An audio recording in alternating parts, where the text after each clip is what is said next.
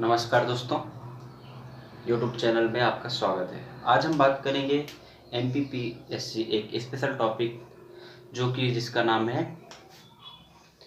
Unit number 9 के अंतर्गत आता है। इसका नाम है सूचना एवं संचार प्रौद्योगिकी। मतलब सूचना एवं संचार प्रौद्योगिकी के अंतर्गत एक टॉपिक है जिसका हम जिक्र करेंगे डिजिटल इंडिया। डिजिटल इंडिया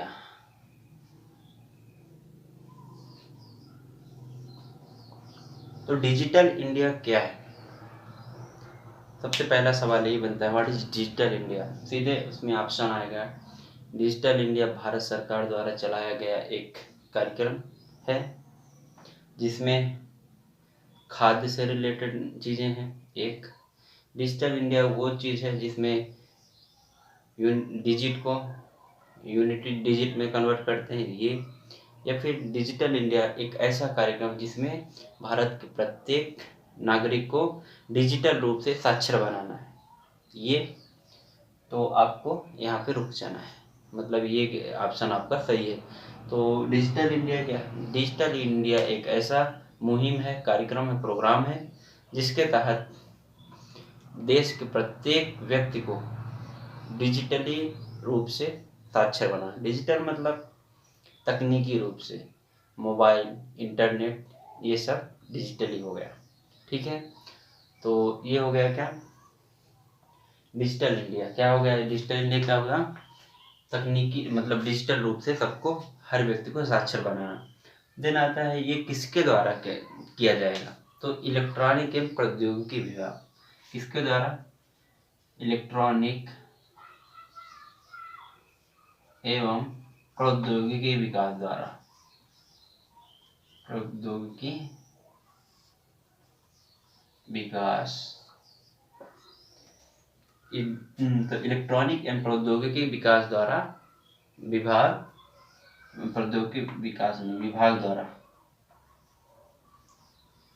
प्रश्न आएगा डिजिटल इंडिया किस विभाग या डिपार्टमेंट के द्वारा चलाया जा रहा था? इलेक्ट्रॉनिक एवं प्रौद्योगिकी विभाग द्वारा। ठीक है, इसका अब एक सन है, एक डेट है 1 जुलाई 2015। ये आपको फैक्ट याद रखना है। तो 1 जुलाई 2015 आप क्यों याद रखेंगे कि इलेक्ट्रॉनिक एवं प्रौद्योगिकी विभाग द्वारा 1 जुलाई 2015 से डिजिटल इंडिया की शुरुआत की गई। और इसमें लक्ष्य क्या रखा है? 2019 तक सभी के मतलब प्रत्येक व्यक्ति को डिजिटल रूप से साक्षर बना देंगे। लक्ष्य 2019 तक डिजिटल रूप से साक्षर। ठीक, तो डिजिटल इंडिया एक ऐसा प्रोग्राम है जिसमें लक्ष्य रखा गया कि 2019 तक भारत के हर एक नागरिक को डिजिटल रूप से साक्षर बना दिया जाएगा। ठीक है, इसकी डेट आपको फैक्ट के रूप में याद रखना है, 1 जुलाई 2015। ठीक, अब आता है नेक्स्ट पॉइंट, अपन लिखेंगे डिजिटल इंडिया के कार्य क्षेत्र क्या है। डिजिटल इंडिया के कार्य क्षेत्र मतलब एरिया क्या है? डिजिटल इंडिया डेट आपको 1 जुलाई 2015 नहीं भूलना है। एंड डिजिटल इंडिया के कार्य क्षेत्र में क्या क्या आता है? कार्य क्षेत्र में क्या है, इसमें 2-3 कार्य हैं। इसमें देखो, पहला काम क्या है, सभी ग्राम पंचायतों को उच्च गति के नेटवर्क प्रदान करना। सभी ग्राम पंचायतों को हाई स्पीड मतलब नेटवर्क प्रदान करना। समझ रहे हैं कि मतलब डिजिटल इंडिया कार्यक्रम के तहत सभी मतलब जो जितने ग्राम पंचायत है उनमें डिजिटल रूप से हाई स्पीड का नेटवर्क दिया जाएगा। ठीक है, तो क्या अभी तक ये सब हर जगह पहुंच चुका है? तो नहीं, ये हम आपके पढ़ेंगे उसमें आगे। मतलब ये इनमें ड्रॉबैक अगर डिजिटल इंडिया या फिर फेल्योर के क्या रीजन, तो उसमें हमें चीज़ों को कवर करेंगे। तो अभी तो सभी ग्राम पंचायत को हाई स्पीड नेटवर्क प्रदान करना, ये किसका काम है? डिजिटल इंडिया का। ठीक है, और भी इसमें वो काम है।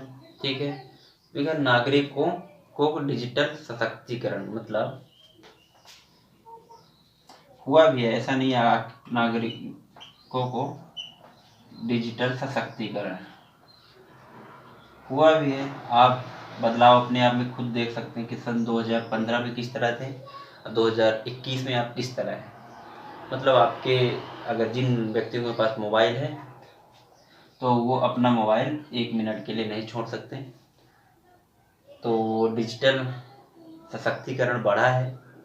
आपने फ़ोन पे, गूगल पे, पेटीएम, तमाम तरह के मतलब ऐप यूज करते हैं जो डिजिटली रूप से आपका काम करता है। ऑनलाइन फॉर्म फिलअप होने लगे हैं, मतलब बहुत कुछ मोस्टली डिजिटल हो गया। तो इंडिया की कार्य क्षेत्र ग्राम पंचायत को हाई स्पीड, एक ये था, एक नागरिक को डिजिटल सशक्तिकरण दिलवाना। ठीक है, इसमें एक 2 टर्म दिए गए, मतलब एक नारा टाइप का, स्लोगन टाइप का दिया गया, जिसमें एक दिया गया क्या? IT, मतलब IT का इसमें मतलब क्या था? डिजिटल इंडिया की तरफ IT का ये शब्द था। आपसे प्रश्न यहाँ से पूछ लिया जाएगा कि डिजिटल इंडिया के तहत IT का मतलब क्या था। तो IT का मतलब ये था कि इंडियन टैलेंट्स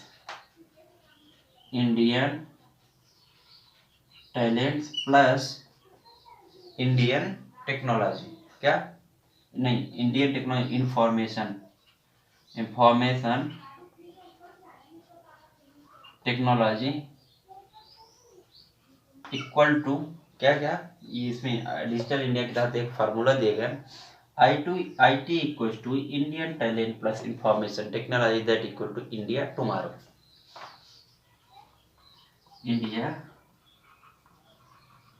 टुमारो। ओके, ये आपको याद रखना है। सीधे यहाँ से प्रश्न आएगा, IT का क्या मतलब है? India talent plus information technology equal to क्या? That is India tomorrow, India today, India yesterday, तो इंडिया टुमारो। ओके, तो ये IT आप ध्यान रखिए, ये डिजिटल इंडिया के तहत ये IT का मतलब बताया गया। ठीक है, अब और डिजिटल इंडिया में क्या रखा गया है? डिजिटल इंडिया में ब्रॉडबैंड हाईवे। ठीक है, ब्रॉडबैंड हाईवे में क्या है किया गया? एक ये देखिए, ब्रॉडबैंड हाईवे वो किए गए डेवलप, ब्रॉडबैंड हाईवे। इसमें क्या था? ब्रॉडबैंड हाईवे में क्या था? ब्रॉडबैंड हाईवे में एक देश के मतलब आखिरी घर तक इंटरनेट की पहुंच, आखिरी घर तक इंटरनेट की पहुंच,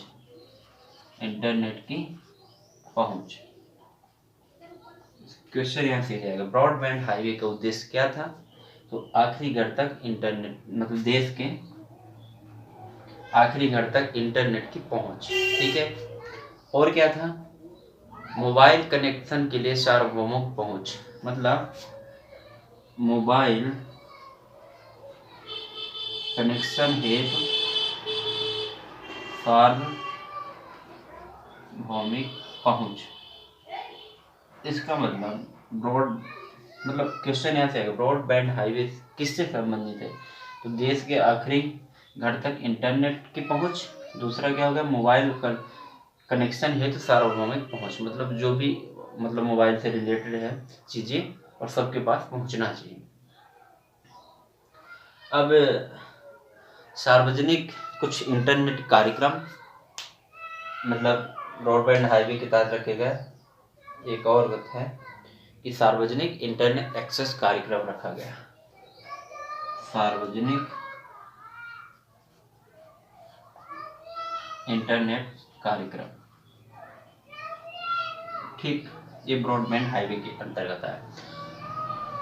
ब्रॉडबैंड हाईवे के तहत नहीं, ब्रॉडबैंड हाईवे के तहत आप ये मान लीजिए कि देश के आखिरी घर तक इंटरनेट की पहुंच, और ये मोबाइल कनेक्शन है सार्वभौमिक पहुंच डिजिटल इंडिया के अंतर्गत, और सार्वभौमिक इंटरनेट कार्यक्रम ये भी डिजिटल इंडिया के तहत। अब इतनी बातों के बाद डिजिटल इंडिया मतलब से क्या हुआ, कुछ गवर्नमेंट ने कुछ वो लाए, मतलब कि काम काज के लिए सरलता हो और ट्रांसपेरेंसी हो, उसके लिए कुछ गवर्नमेंट ने टेक्निक लाया। तो वो हम देख लेते हैं, वो जो सब डिजिटल इंडिया के तहत ही आए हैं। ठीक है, तो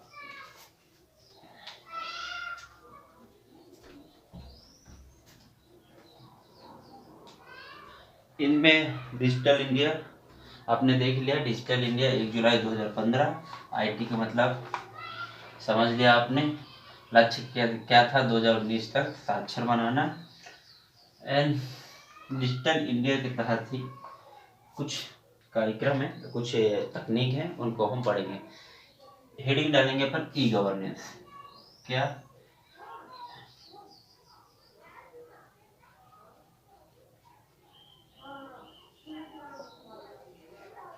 ई गवर्नेंस क्या होता है? ई का मतलब यहाँ पर है इलेक्ट्रॉनिक, गवर्नेंस का मतलब गवर्नेंस।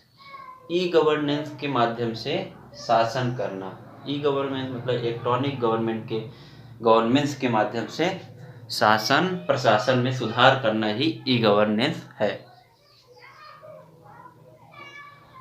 ई गवर्नेंस मतलब शासन प्रशासन में सुधार हेतु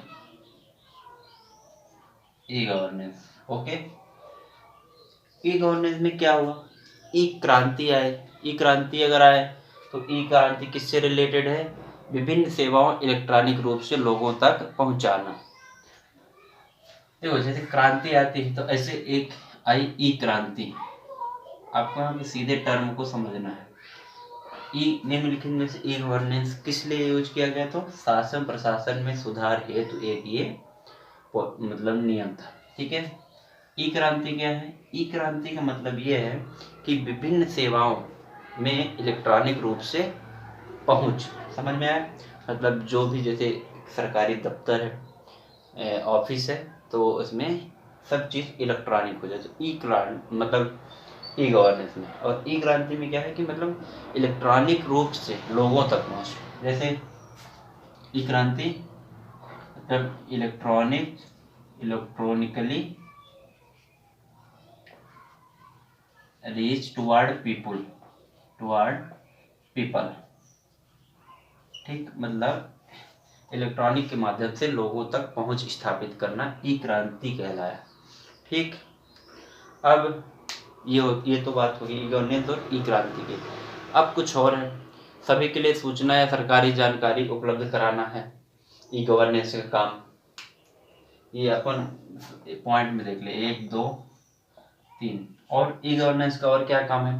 तो ई गवर्नेंस का क्या है? सभी के लिए सूचना पहुंचाना इलेक्ट्रॉनिक रूप से। इसमें क्या हुआ, सभी के लिए इलेक्ट्रॉनिक रूप से सूचना पहुंचाना, ये चीजें हुई ई गवर्नेंस के अंतर्गत। ई गवर्नेंस में ई क्रांति है, इलेक्ट्रॉनिक विनिर्माण आयात शून्य किया गया। ठीक है, आईटी फॉर जॉब्स। अब सरकार सूचना प्रौद्योगिकी के लिए क्षेत्र में नौकरी निकालेगी। इसके अंदर क्या है? IT for jobs. IT for jobs, ये शब्दों को आप सीधे याद करेंगे और इनका मतलब समझेंगे क्यों ये लाए गए। आईटी फॉर जॉब्स मतलब सरकार क्या करेगी? आईटी फॉर जॉब्स का मतलब क्या होगा? सरकार सूचना प्रौद्योगिकी क्षेत्र में नौकरियां निकालेंगे। सरकार सूचना प्रौद्योगिकी में जॉब निकालेगी।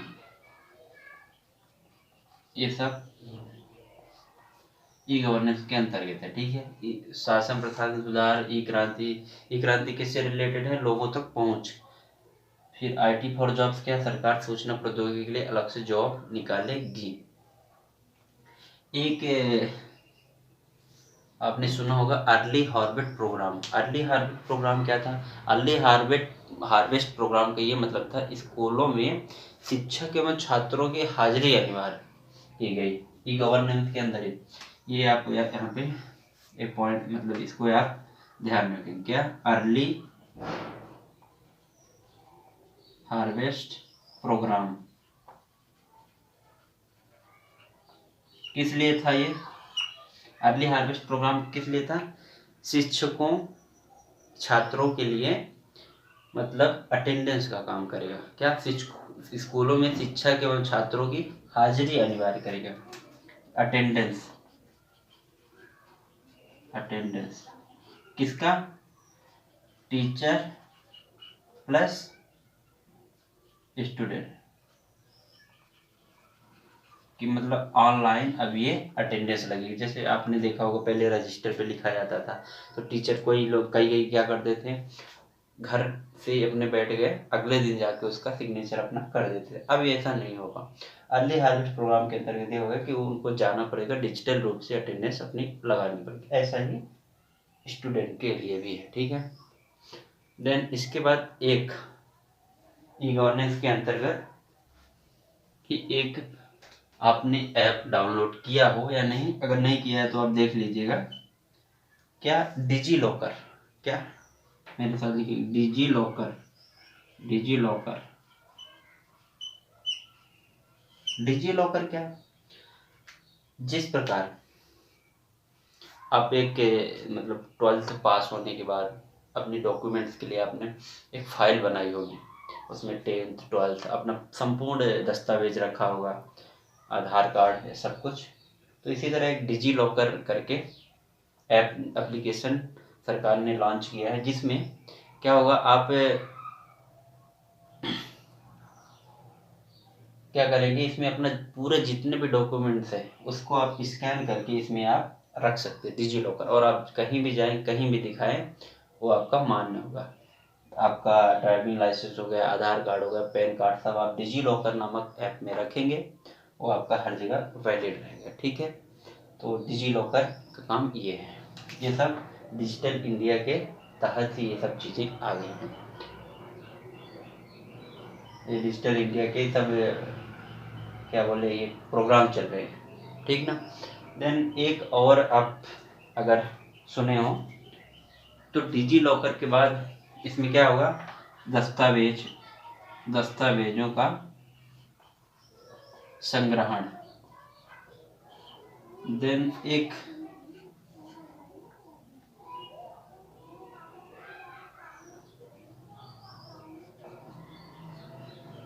ये सब अलग अलग चीज़ें। ई गवर्नेंस का मतलब ये है, ई क्रांति का मतलब ये है, IT फॉर जॉब्स का मतलब ये है।